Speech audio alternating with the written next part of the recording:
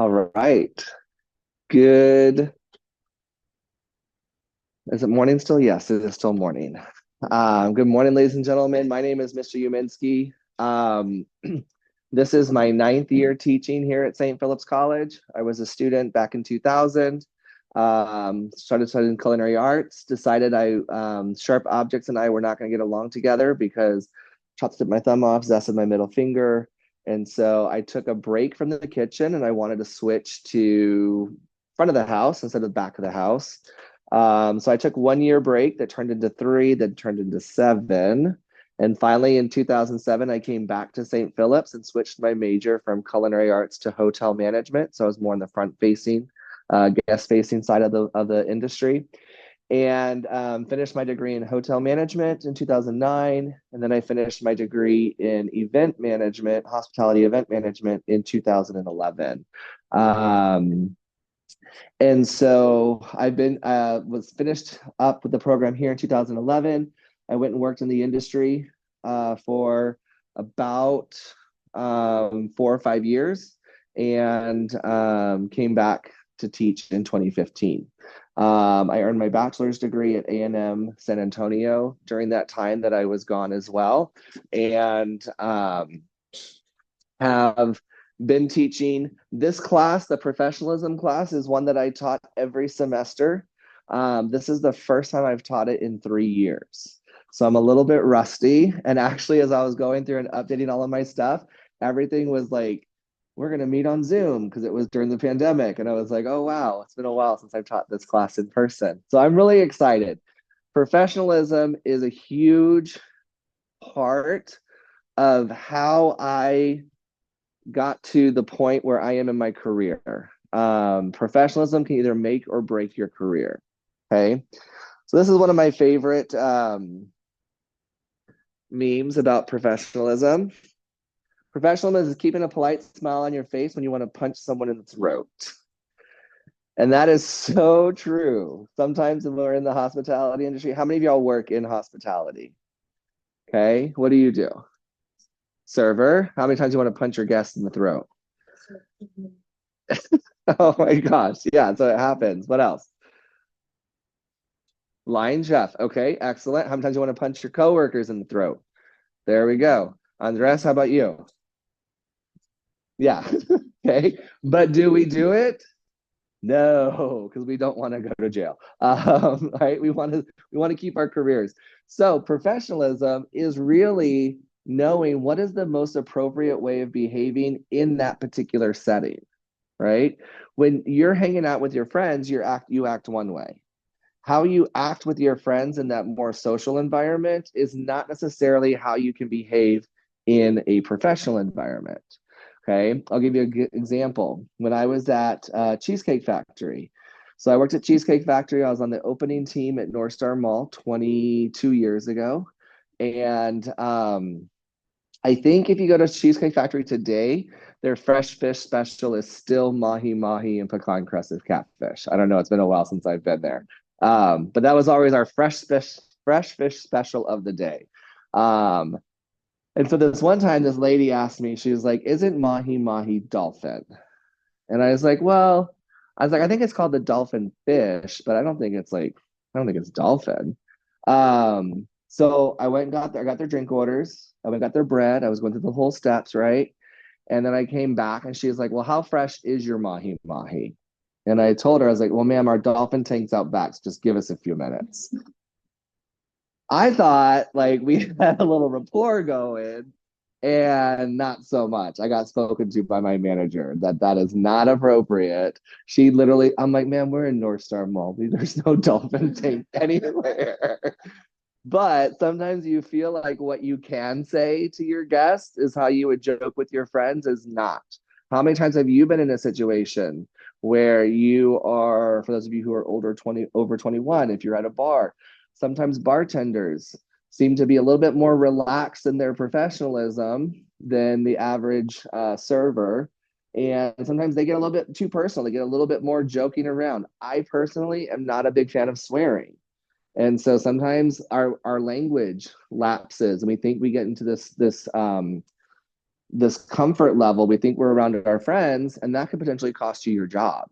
And so professionalism, really, one reason why I love professionalism is because it changes, which is kind of hard to put a specific definition on professionalism. But professionalism is basically, how do you behave in a particular setting? Okay. I'll give you one more example. It was the summertime, and the San Antonio Hotel Lodging Association was hosting a security meeting with the chief of police. They had a couple of different bike patrol officers there, and I completely forgot about it. I spaced about it. And so I was wearing jeans, cowboy boots, and a t-shirt, right? And I thought, you know what? Everyone, no, I take that back. I know what this was. This meeting was when information about open carry was being updated and people being allowed to bring open carry guns into restaurants and establishments, right? And so part of that was you had to have the sign that says you can't open carry in this establishment. And so that's what this whole purpose was, right? And I was like, oh, everyone at the Hotel Lodging Association, they know that I'm on summer break. They know I'm not working. It's going to be okay if I go in jeans and a t-shirt. And I walked in and I knew about 4 people in there. Beyond those 4 people, there were attorneys, there were people with the city, there were people with the police department. And I was like, oh, they're all in suits and I'm in jeans and a t-shirt. And everyone's like, who is this guy? Right. And so even though you think you know what the appropriate is, appropriate stress or the appropriate way of behaving, sometimes you have to kind of read the room and realize I need to up my game. And so professionalism is really key for the success in our industry. We're going to talk about professionalism here in just a minute as a class. How many of you, this is your very first semester at St. Philip's College? Excellent, welcome. How many of you have never used Canvas before? Okay, cool. So Canvas is our what we call our LMS, our learning management system. Okay, and so for Canvas, the way that I like to log in to Canvas is go through ACES, ACES. That is what you're going to, your ACES login, that's where you're going to access quite a bit of stuff, okay? So when you log into ACES, it brings you to a page that looks like this. This is your email. This is your student email address. So anything that goes to your student email, how many of you did not know you had a student email? You can be brave, raise your hand. Okay, awesome, excellent. So this is your student email. That's where a lot of things that your professors communicate with you are through your email. Same thing with all your textbooks. So this class does not have a textbook, but every other class that does have a textbook, you can find the information in here and you can order it through the bookstore. All you have to do is order it and go pick it up. Your textbooks are free. They're included with your tuition. So there's no excuse to not have a textbook in any class moving forward. Okay, so that's the email. And then you click on My Courses. And if this is your first semester, great. If not, make sure you have the correct semester, and then you can find your class. Okay, so when you find your class, we come here to our open page, our home page. Okay, this column over here on the right-hand side is coming up. So these are things that are going to be due. And then you also have in the syllabus here, which you can't see, but I can make it visible for you. It also will show you all of your assignments that are due for this particular class that has a due date. Okay, questions, comments, concerns about that?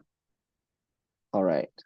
Another really cool thing about Canvas is if you go to the far left and you click on your dashboard, which is this top icon, this will take you to see all of your classes, okay? And then on the right-hand side, this to-do list is based on all of your classes to-do lists. So it kind of combines everything. It might help you prioritize what needs to be done first. because everything that your teachers have an assignment that has a due date goes into this to-do list here, okay? For me, it's everything I have to grade. For you, it's what all of your assignments that are due, okay? Any questions about how to find what assignments are due? Okay, cool. The best way to navigate through our course is through the modules, okay? So that's why I have it second on our list. So in the modules, essentially, we're just gonna go through. Let's go to student view so you don't see all my extra stuff that doesn't pertain to y'all. The first module is my office hours, okay? Every faculty member is required to have 10 hours of office hours a day. I split mine up 2 hours per day, okay? So Mondays and Wednesdays, oh, this is different from my other class. I'll have to update our cost control class. I thought that looked odd. So Monday is 12 to 2. Tuesday is 10 to 12. Wednesday is 9:30 to 11:30. Thursday is 3:30 to 5:30. And then Friday is 8 a.m. to 10 a.m. Okay. This is when I am literally sitting in my office waiting for students to come talk to me. Okay. You can come talk to me about this class, come talk to me about your schedule for next semester, come talk to me about if you need a job in the industry, whatever. You can come talk to me if you need tutoring for other classes. I'll do my best. I'm not great at everything. Nobody can be 100% perfect in hospitality because there's just so much to know. But my background is hospitality, so I am happy to help with any other classes that you have questions about, okay? Each one of these are a Zoom link. So you can just click on that Zoom link, and I, in addition to sitting in my office with the door open, I also sit with Zoom open on my desktop, okay? And so you don't even have to come to campus. If you wanna jump on Zoom and come meet with me during any of these times, please feel free to just click this link. It'll take you right to Zoom and you can log in and we can have any kind of conversation we need to have, okay? A benefit about logging into Zoom is that it allows me to record our session, our tutoring session, if that's the case, and then I can send you a video of it so you can go back and watch it and refresh your memory, okay? Any questions about office hours? All of the faculty we have outside of our door, we have our schedule. So it has what time we're in class, what time we're at work, like our whole work day, and then our class time and our office hours. So if you want to go find out what your faculty members for a different class, what their office hours are, or things like that, you can just go to their office, okay? My office is room 304.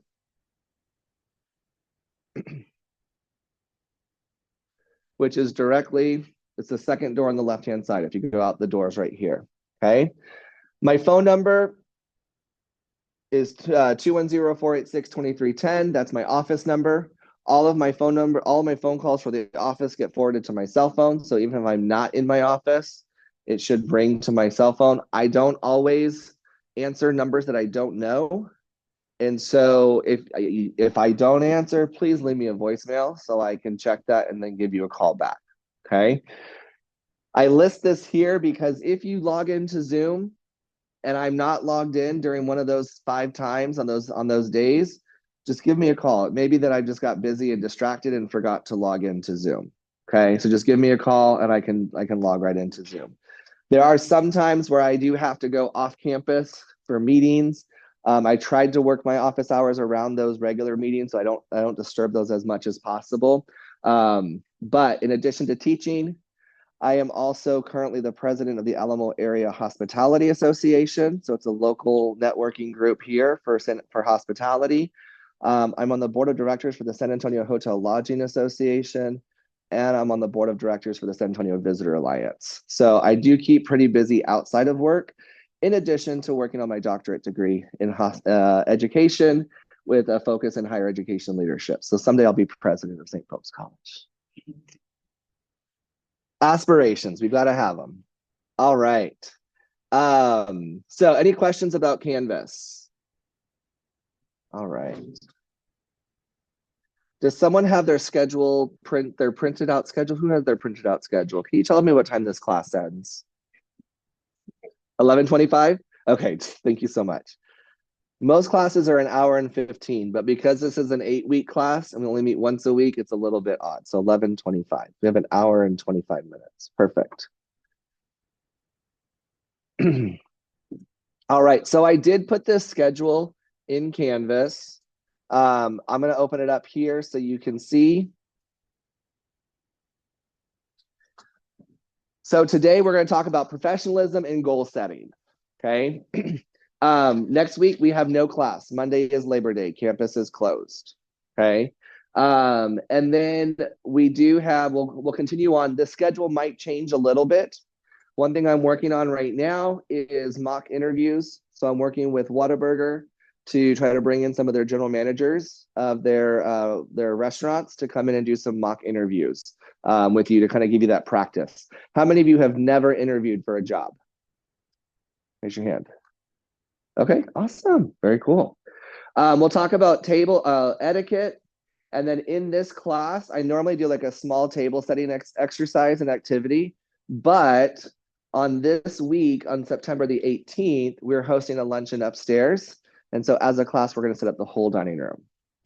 So get to practice, kind of see what the banquet setup looks like. So we'll work on that in class when we come back on the 16th. We'll start working on your resumes. So in this class, when you leave this class in 8 weeks, you're going to have a functioning draft resume that you can continue editing. Okay. We're going to focus on interviewing skills, and we're going to focus primarily on really the interviewing skills and the resume is the big two things. This class is the only class outside of a lab class that we ask you to dress professionally. Okay. Because this is professionalism. Okay. And so you are going to, I will have these slips of paper on the back table. So when you walk in, you just pick up a slip of paper. You're going to grade yourself. Okay. Your grade today does not impact your overall grade. Okay. This is just an exercise so you can see what you would score if you came to class dressed how you came to class today. Okay. So don't stress out and be like, oh my gosh, I start the semester off on a, don't worry about that. Okay.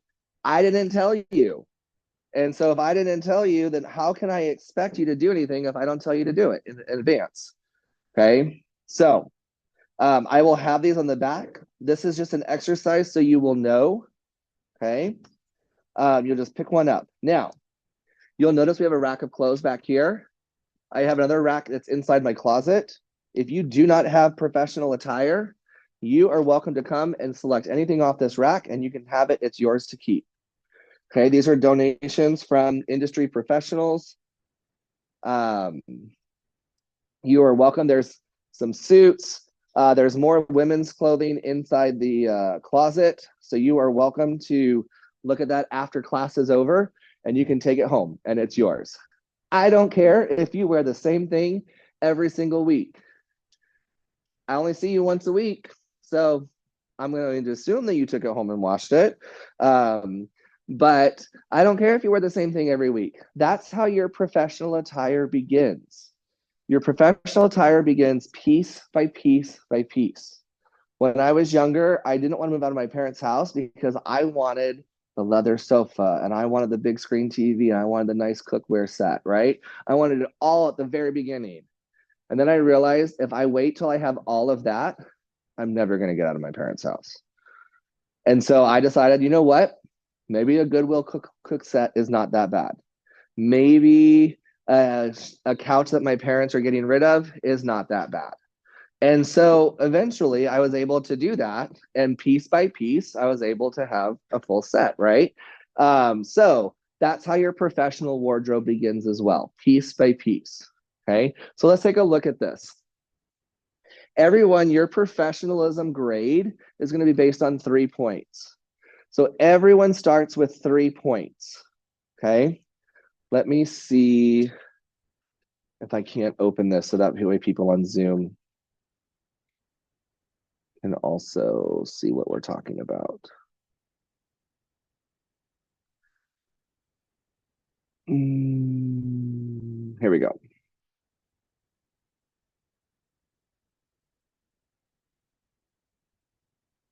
Okay, So everyone starts with 3 points.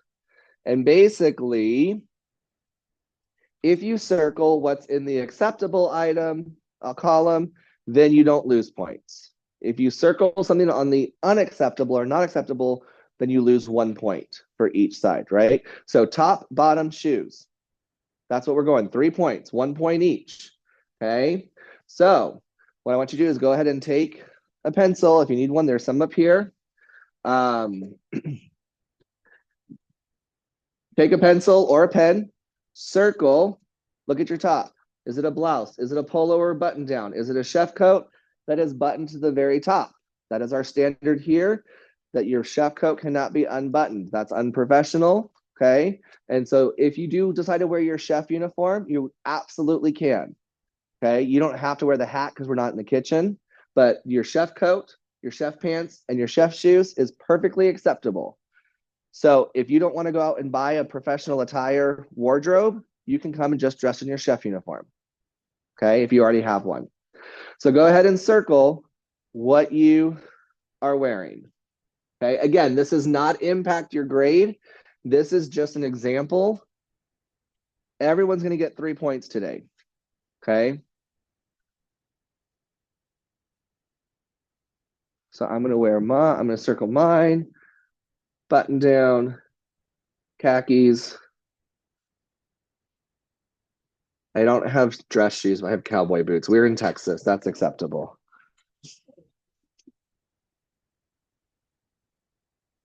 I should add that on there. Really what we're thinking about when we think about shoes, things that are polishable, okay? Tennis shoes, I guess you could, in theory, you could polish tennis shoes, but things that are more of like a polishable type shoe, okay? And I do have some shoes. I'm very limited on shoes, but I do have some shoes in the closet as well, okay? But tennis shoes, flip-flops, sandals. Ladies, dressy sandals. See, this is where we get into issues, right? So I'm gonna, because I have seen, let's, because I don't want to reprint all of these, because I printed all of them for the whole semester. Ladies, sandals would be appropriate as long as they're not flip-flops, okay? Like dressy sandals, I've seen people wearing them, so I will accept those. But tennis shoes and flip-flops, we want to try to avoid those, okay? Jeans, shorts, t-shirts, tank tops, okay? So circle, and then you grade yourself what you would do, okay? What your grade would be. This starts in 2 weeks because we don't have class next week, okay? So this starts in 2 weeks.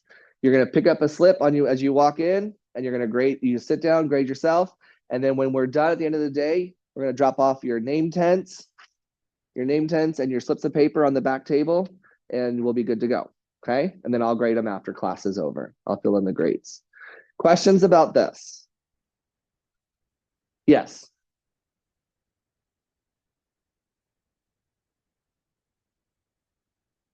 Okay.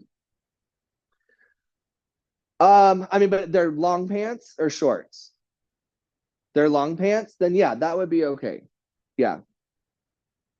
And ladies, if you're wearing a dress, that counts as the top and bottom. Okay, so that would be 2 points. So if you're wearing a dress, just make sure it's an appropriate length. Okay. I would prefer thinking about professionalism. I would prefer that it's not sleeveless, or if you do have a little cover up, that's totally fine. Oh my gosh, perfect. Nail on the head. I used to be able to say wear what you wear to church, but I can't say that anymore because I've seen some people walk with the light of Christ down the aisle in some pretty questionable clothes. So yes, in what you would wear to an interview. Absolutely. Hopefully what you would wear to an interview. And if what you would wear to an interview is more casual, then by the end of this class, you'll understand the importance of dressing professionally. Okay. Any questions about professional attire? Cool.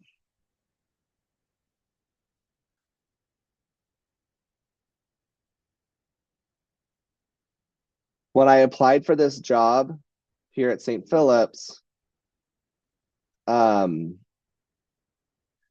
I had just gotten into bow ties.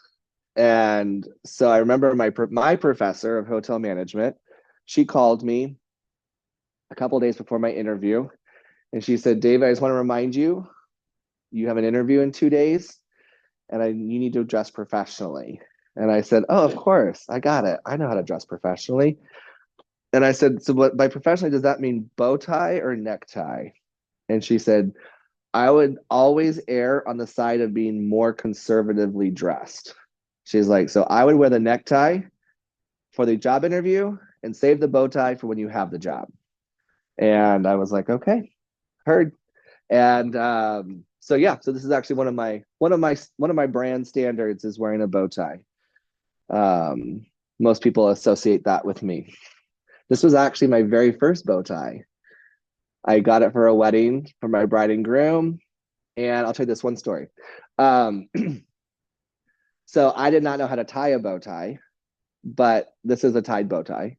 So I did not know how to tie a bow tie. And so I literally, her colors were orange, turquoise, and yellow, which is a very odd color combination, but she pulled it off flawlessly. So I had some yellow pants. Don't ask me why. But I had some yellow pants. I had a turquoise shirt, and I saw this bow tie, and I was like, "Oh my gosh, that's orange. That's the missing piece." And so I asked, I was like, "Is it okay if I wear orange, yellow, and turquoise for your wedding?" They said, "Yeah, that's fine."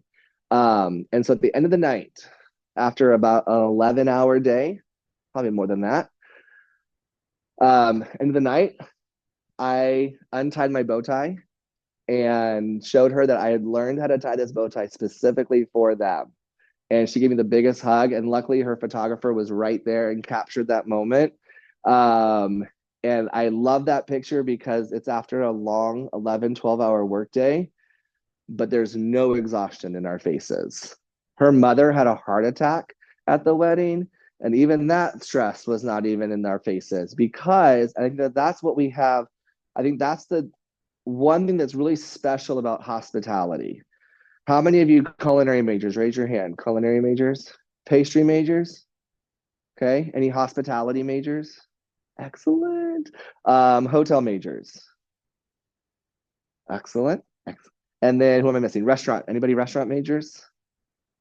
Okay, cool. If you think about if you're a culinary major, you take 4 extra classes and you have a second degree in restaurant management. So something to think about if you're a culinary major. But how many of you, when you see somebody take a bite of their food that you made and they kind of close their eyes and they're like,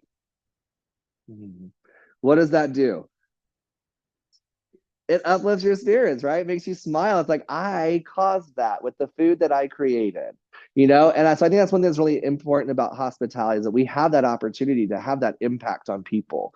Think about when you travel, if you go somewhere, the food that you eat there, then that connection you have when you eat that food again, even if you're not in that place, it still kind of maybe takes you back. All right, so we do have class in person. The district policy says that you can miss 12% of your classes before you're dropped from the course, okay? Because we only meet once a week, for us, that translates to 1 class, okay? That does not count next week because we're all gonna be absent next week, okay? So really 1 out of 7, and actually if you count today, you've got 6 more classes after today, okay? So 1 out of 6 times that you can miss if you need to. Okay. I am not going to automatically drop you after your first absence. Okay. Sometimes if things come up, your attendance is part of your grade.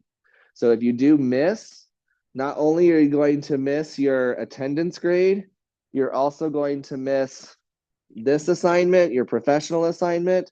So that could bring your grade down. It may not bring it down to the point where you won't pass the class. So I'm not going to just drop you automatically. Okay.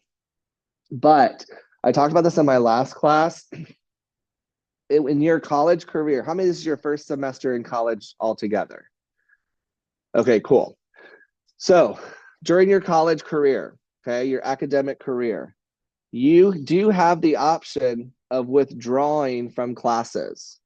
So you can withdraw from a class. If you don't feel like, let's say something comes up personally that you need to take, you have to focus on that and school is no longer a priority, you can withdraw from a class. That did not show up on my screen, did it? Why not? Control. Let's do this. Let's duplicate. There it did. Okay. And I need to make this thicker. There we go. That's better. So you can withdraw from a class. Okay. You can get a W. You only get 6 of those in your entire college academic career. 6 W's. So let's say you're enrolled in 4 classes and something comes up and you got to drop out of those classes. That's 4 of your 6 W's. Okay. So don't waste it on an 8-week class that's only 1 day a week, right? Save it for like a college algebra if you really need to like realize, oh my gosh, I'm in way over my head. I'm not going to pass this class, because sometimes having a W is better than having an F. Okay. Now, if you get an F, is it the end of the world? No, it's not. I have an F in remedial reading on my college transcript. I have a D in biology. I have a D in a research class that I took at North Texas. Okay. And now I'm a professor. Like, we all make mistakes. Okay. It doesn't define us. But so just be aware of those options to 6 withdrawals. Okay. Now there are exemptions to those. I don't know what they are, but that's something you can talk about with your advisor. Okay. To where it doesn't count towards your six drops. Okay. So just be aware of that. I am not going to withdraw you unless we get to the point where I know that you're not going to pass this class, because I would rather you have a W on your transcript than an F. Because then if you have an F on your transcript, that lowers your GPA, which then maybe impacts your ability to get financial aid. And I don't want that to happen. Okay. So that's about it. Any questions about attendance? Decorum, please, while you're in class, decorum is just a fancy word of saying this is how it's appropriate to behave. So minimize your distractions with your computers or your cell phones. If by chance you do have your computer open, please make sure you're working on this class work, because it may not be distracting to you, but it might be distracting to somebody who's sitting next to you. Okay. And if you're working on something else, other class, no matter how much you want to convince yourself that we can multitask, we cannot as humans multitask. Okay. I can only focus on one thing at a time. And so that is, even though you think, oh, I'm listening, but if your attention's on something else, you're not fully listening. So just be aware of that. Okay. This is a professional management class. So in that, I'm going to talk about our speech. I know in hospitality, particularly in the kitchen, the speech is not always most professional. But in this class, we're not in a kitchen. Okay. And so swearing, joking around, derogatory, even if it's people that you know, just messing around, there's no place for that in this classroom. Okay. We're going to keep it professional. To say that I've never said a swear word would be lying to you. But again, knowing what is appropriate way of behaving in one scenario and another scenario, that's the definition of professionalism.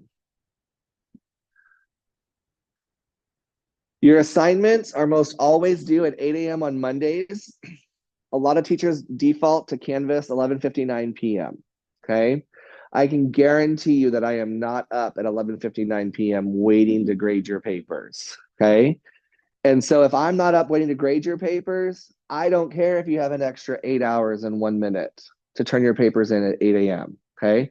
The way I look at it is Monday is the start of our new work week. Okay. And so work week in parentheses. So start of our new class week. So all of your assignments are due at 8 a.m.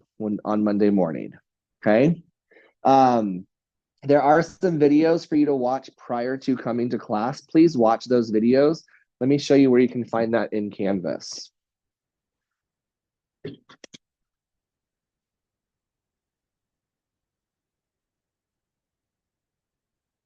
So in Canvas, we are going to talk about SMART goal writing today. But then there's a section, the bottom section of every module tells you which videos to watch prior to coming to class the next week. Okay. So you just click and watch these videos.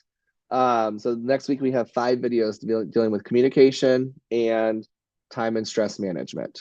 Okay. Questions, comments, concerns about where to find this information? We look in week 3, videos to watch week prior to week 4. Okay. So that's where we're going to find all that information in Canvas in the modules.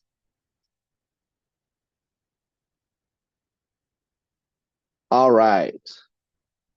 So I'm going to pause the video for right now because we don't necessarily need to record this section of. All right. So what I would like you to do is think about what professionalism means to you. Okay. When you hear the word professionalism, how would you define the word professionalism? Okay. So I want you to write that on a piece of paper. You can write it on the back of your little slip. You can write it on the back of your green paper. Okay, this is just scratch paper. This is not going to be turned in. So what does the word professionalism mean to you? So write your definition in a complete sentence. So professionalism means, and you write what professionalism means in one sentence.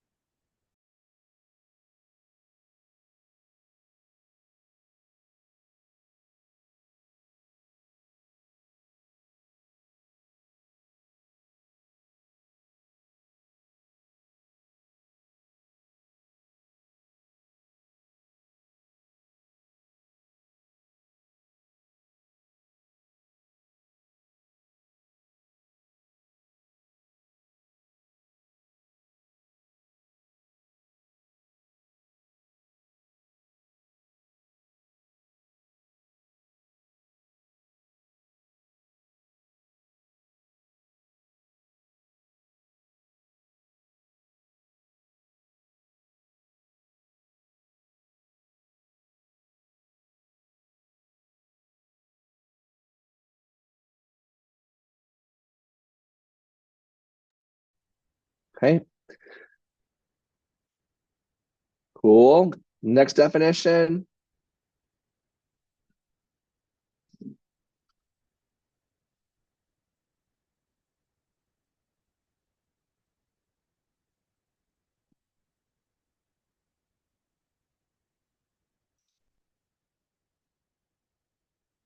What was the first thing you said? Maintaining what? A good impression. Okay. While having etiquette and being mindful of the people around you. Okay, cool. And the last one.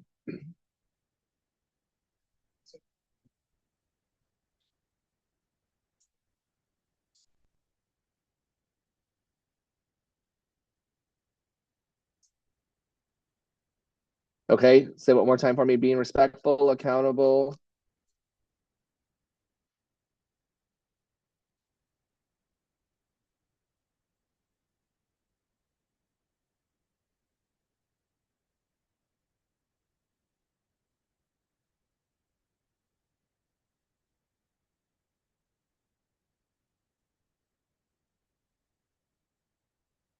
Okay, cool. So let's look. Professionalism is being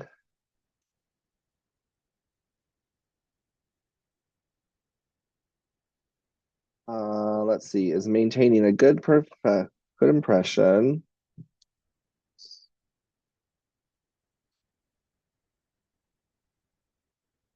being properly punctual,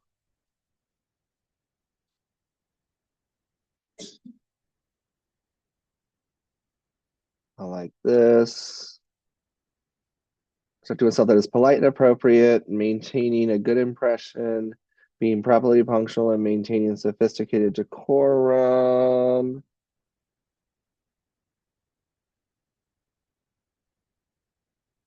Use that. Being respectful, accountable, responsible, and being welcoming to all people in business and learning environment. I like it. Awesome. That is our combined definition.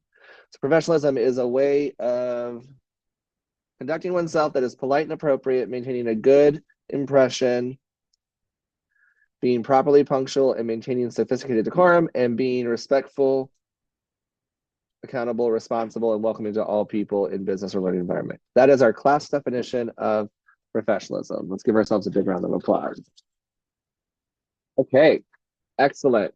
So the next thing I want to do real quick is talk about things that you feel you'll need to do to be successful in this class. Okay. We can just brainstorm. I want to come up with 5 bullet statements. So what is one thing that you think you must do to be successful in this class? Yes.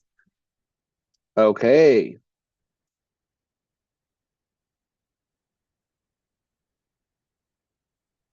What else? And yes. Okay. Cool. And yes. Okay. I'm going to say come prepared to class, and a sub bullet statement is watch the videos.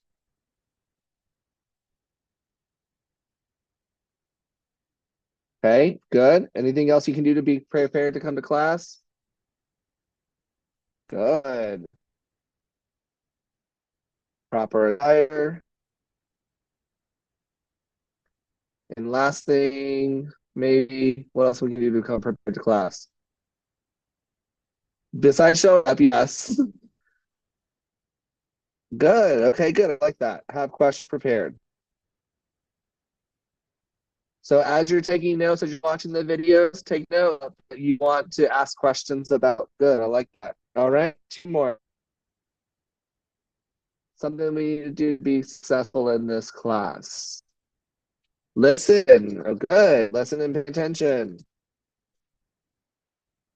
Good. And last, or sorry, do you have another comment on that, Lydia? Good. Okay, good. Communicate.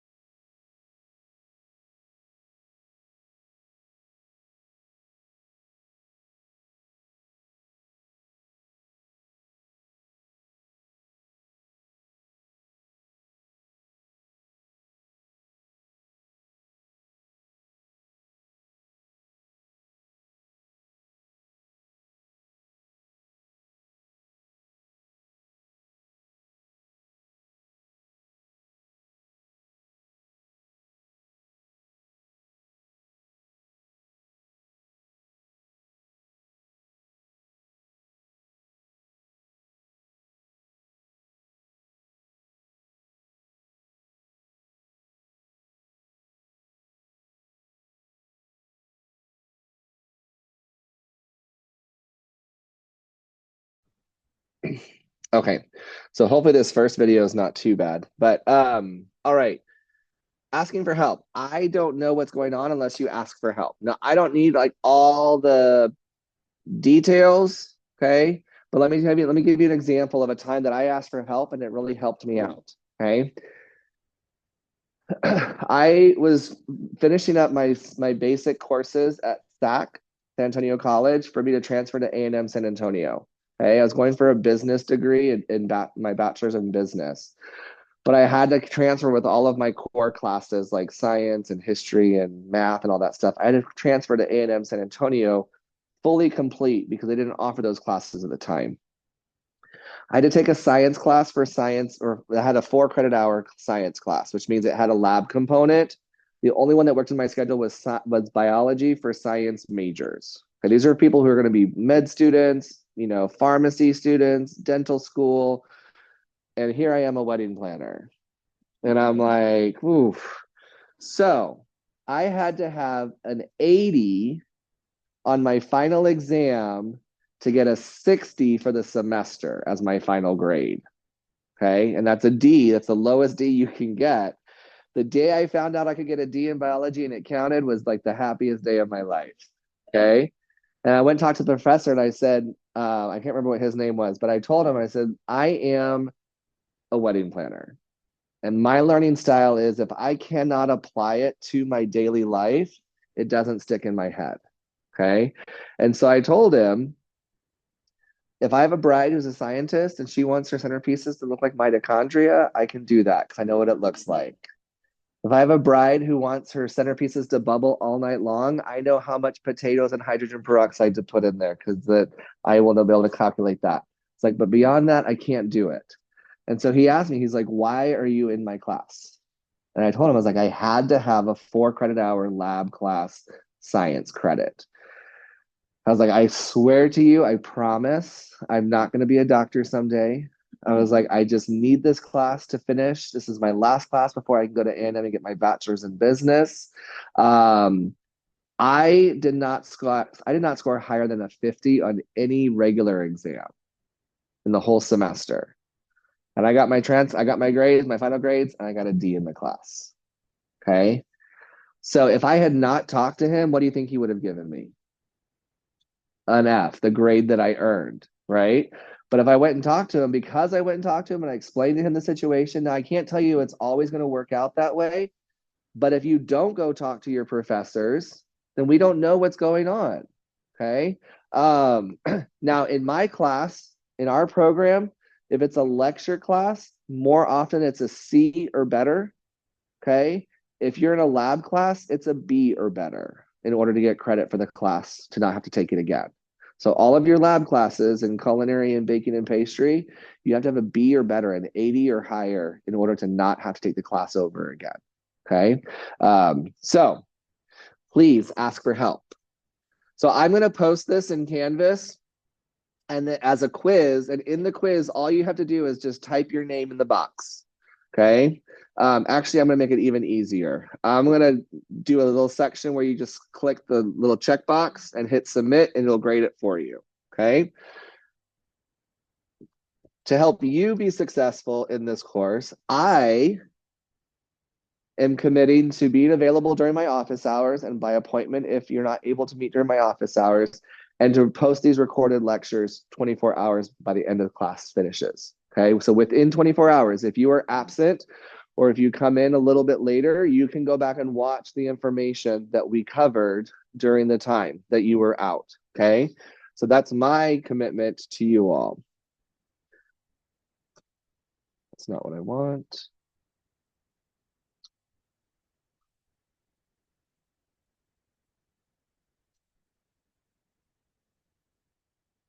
Save as.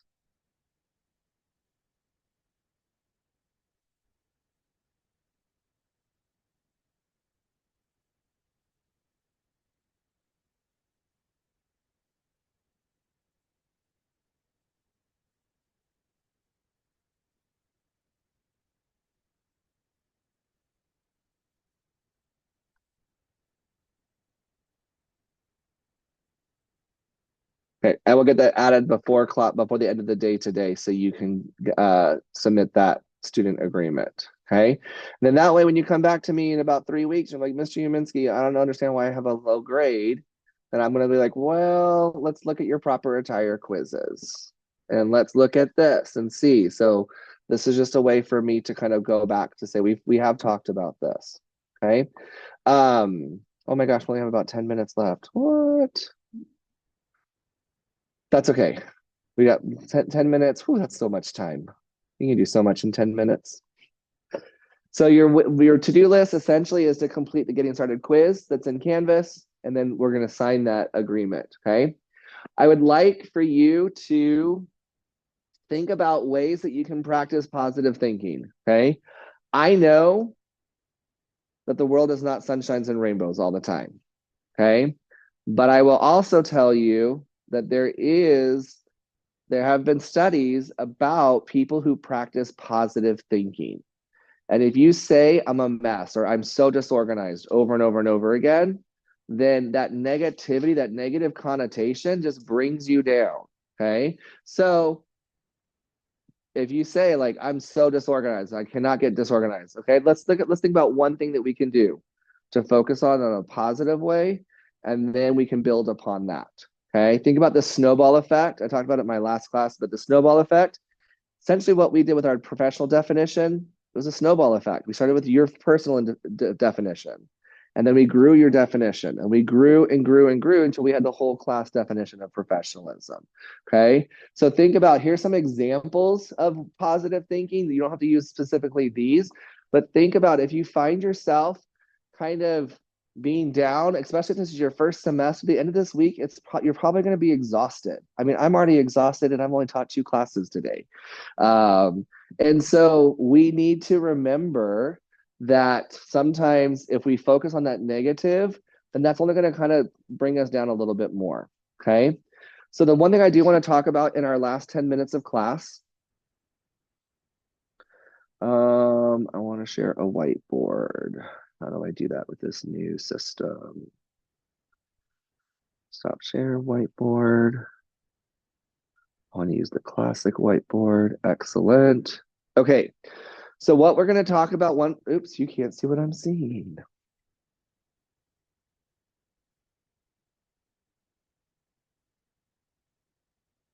Stop share.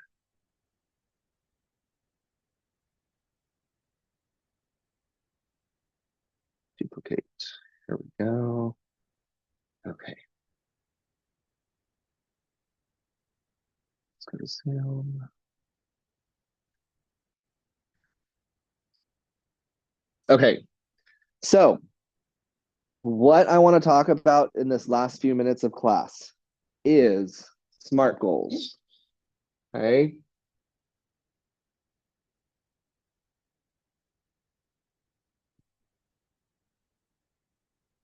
Yep.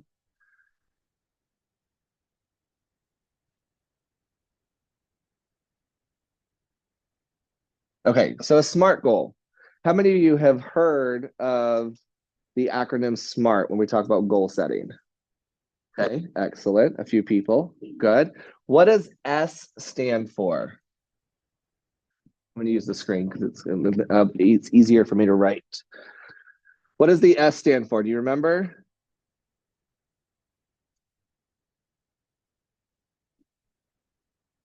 Okay, this is for your notes. So I want you to make sure you're writing this. Specific. A goal has to be specific. If I just say I want to learn how to cook Italian food, or if I just say I want to learn how to cook, well, what do I want to cook? That's too broad. Okay. So your goal needs to be specific. It needs to be measurable. Okay. You have to be able to know whether you've actually achieved your goal or not. It needs to be attainable.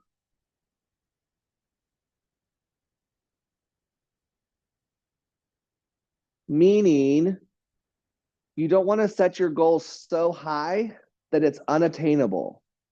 Because if you do and you're not successful, what does that do to your mental state? Right? And so oftentimes we may have long-term goals that seem unattainable, but our short-term goals are like stepping stones towards that long-term goal, right? So it kind of breaks that big goal down into smaller, more manageable chunks. Okay. How many of you write to-do lists? Anybody write to-do lists? Okay. How satisfying is it to cross something off that to-do list? Right?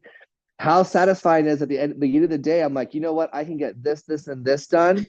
And now I got those 3 things done in the first hour that I'm at work. I can keep working on, I can keep building on that momentum, right? Whereas if I don't write a to-do list during the day, my day is shot. I feel like I leave at the end of the day and I feel like I haven't accomplished anything because I've gotten pulled in so many different directions, right? So it has to be attainable. R has to be relatable. Okay. Think about that example of biology. It was not relatable to me, so I had no interest in it. So if it's not relatable to what you want to do, maybe even related to a long-term goal, if it's a short-term goal, then that way it helps you want to achieve that. The T stands for time sensitive.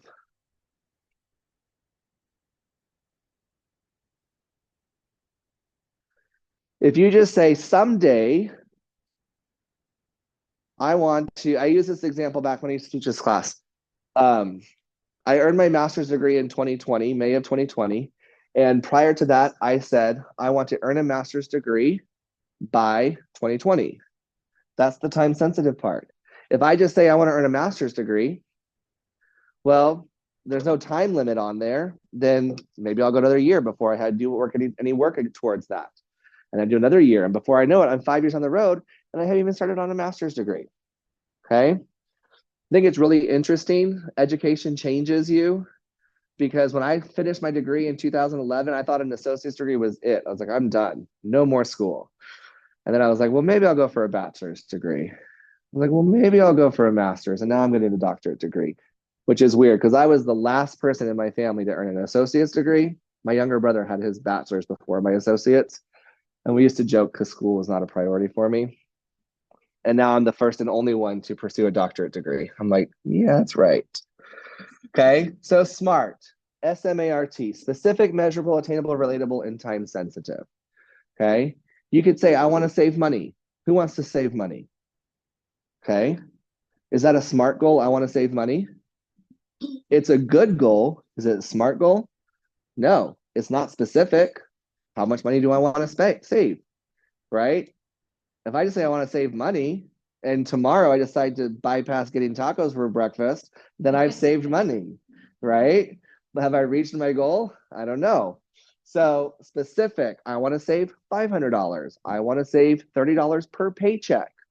Specific, it's measurable. I can say, did I put $30 per paycheck away or did I not? Time sensitive would be the pay period. Or if I said I want to save $500 before December 31st. That's my time period. And then how am I going to do that? Okay. So it needs to be specific, measurable, attainable, relatable, and time sensitive. So let's take a look at a worksheet that I have for you. Oh my gosh, we have 6 minutes.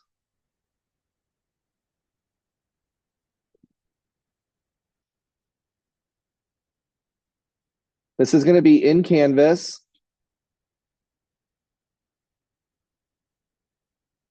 This is your SMART goal writing. Okay. So I'm going to ask you to write 3 goals. One goal is for the short term for this class. Okay. One goal is short term for a 1 to 2 year period. And then one goal will be a long term for 5 to 10 years out. Okay. So 3 goals. Now I'm telling you, I am not grading you on your goals. Okay. I'm not gonna be like, that's not a good goal. Okay. I am not grading you on your goals. I'm grading on your ability to make them smart. Okay. To write them in the SMART format. So let's take a look.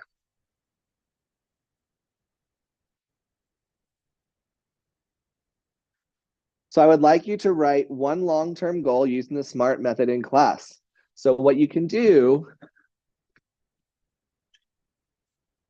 is to highlight this, copy it, and paste it right here. You can do this in a Word document and copy and paste over if you want to as well, okay? But this tells me that you've worked every single section and then you've combined it into one SMART goal, okay? So I'm gonna say I want to buy a house or I wanna save money, okay? I wanna save money. That's not a SMART goal, okay? Specific, I wanna save $500. Measurable, I'm going to say $100 per month. Okay. So then if I want to do $500 per month, that means after 5 months, what's today? August, September, October, November, December, January. So January 26th is my deadline. Okay. Relatable, I'm going to, that's how it's relatable to me.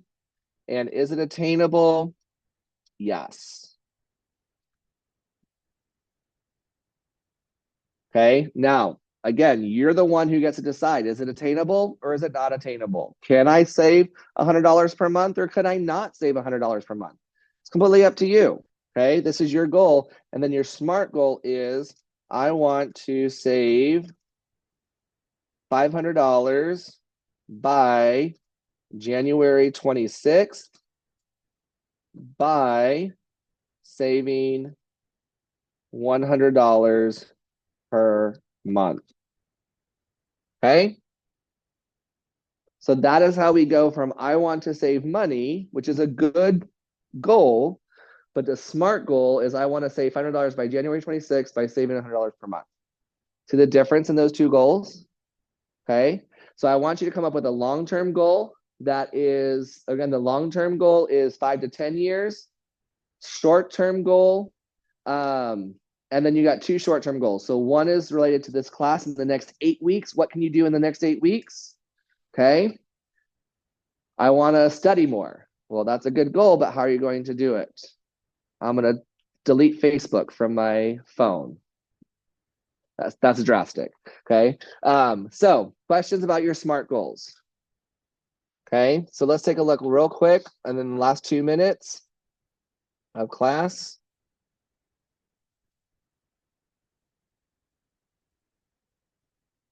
Okay. In the modules, we have our getting started quiz that's due by Wednesday of this week. Okay. And then we have our SMART goals and your student success agreement. I will post this as soon as class is over. So you can go in and update. All you have to do, I'm going to edit this and change it from typing your name, because then I actually have to grade that, compared to a multiple choice. I agree to these statements. And then all you have to do is select that and you're good to go. All right. Thank you all so much. I will see you in 2 weeks. Remember, next week, if you will put your hold on, time out. Sorry, one more thing. So let me give you 30 more seconds. If you will put these on the back table, what I will do is I will put them out. So when you come in next class, you just pick it up. And that's how I can take attendance, is that if yours is still back there, then I'll count you absent. So your little slips and this on the back table for me, please. Yes, with that is fine. Thank you. I am available if you have questions, or if you need help with anything, please come see me. What's up?